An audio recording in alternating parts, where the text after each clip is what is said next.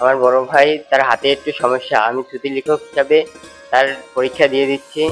বাবা মায়ের আদরের সন্তান সিয়াম, লিখতেও পারেন না, মুখের ভাষাও অস্পষ্ট, কিন্তু তাতে কি, প্রবল ইচ্ছা শক্তি আর অদম্য মনোবল নিয়ে এসএসসি পরীক্ষার যুদ্ধে নেমেছেন পটুয়াখালীর কলাপাড়ার সিয়াম। জন্মের 1 বছর পর নিউমোনিয়ায় আক্রান্ত হয়ে সিয়ামের স্বাভাবিক চলাফেরা আর কথা বলার শক্তি নষ্ট হয়ে যায়।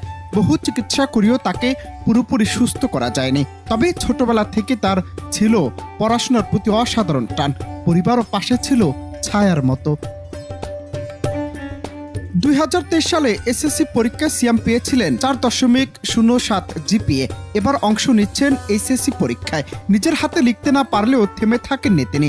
শিক্ষা বোর্ডের আবেদন করে পেয়েছেন শ্রুতি লেখক। পরীক্ষার হলে অস্পষ্টভাবে উত্তর বলছেন সিয়াম, আর তা সুন্দর করে খাতা লিখে দিচ্ছেন 10ম শ্রেণীর শিক্ষার্থী রাজীব। রাজীব আসছেন পার্শ্ববর্তী আমতলী উপজেলার কুকুয়া আদর্শ মাধ্যমিক বিদ্যালয় থেকে।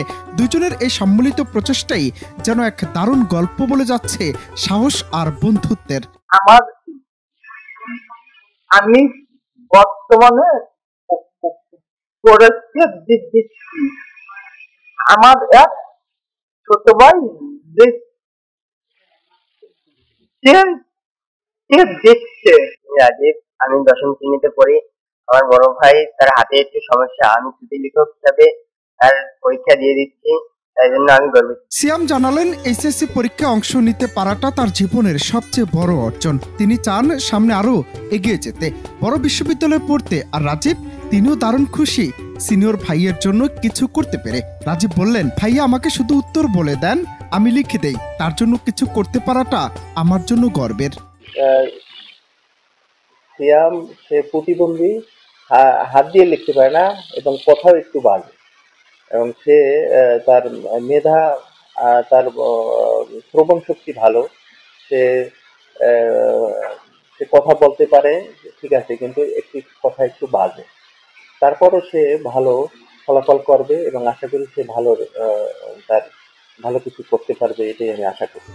সিয়ামের পরিবার চায় ছেলে যেন সমাজের বড় জায়গায় দেখতে পায়। সিয়ামের শিক্ষকরাও আশাবাদী, ভালো ফল করে সে একদিন বড় কিছু করবে। এইচ.এম. সিয়াম বর্তমানে পড়ছেন ইসমাইল তালুকদার পলিটেকনিক ইনস্টিটিউটের বিজনেস ম্যানেজমেন্ট টেকনোলজি বিভাগে। সিয়ামের এই গল্প আমাদের শেখায়, শারীরিক সীমাবদ্ধতা কোনো বাধা নয়, যদি ইচ্ছার চেষ্টা থাকে অটুট।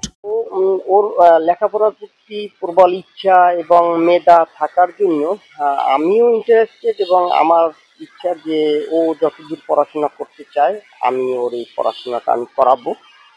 আমি এটাই চাই যে পিছিয়ে পড়া একটা ছেলে সে যেন অনেক আগাতে পারে। আর ওরটা দেখে এরকম যদি অন্য কারো থাকে বাপ মা, তারাও যাতে এরকমের একটা উৎসাহ পায়।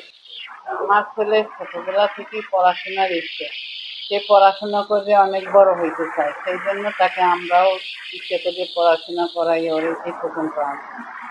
এখন আমরা চাই ওকে জন্য ভালোভাবে শিক্ষিত করে তা ভালো চাকরি বাকরিতে ঢুকাই যেতে পারি। এই জন্য আমরা অনেক চেষ্টা করি ওর পড়াশোনা করার, অনেক কষ্ট করি।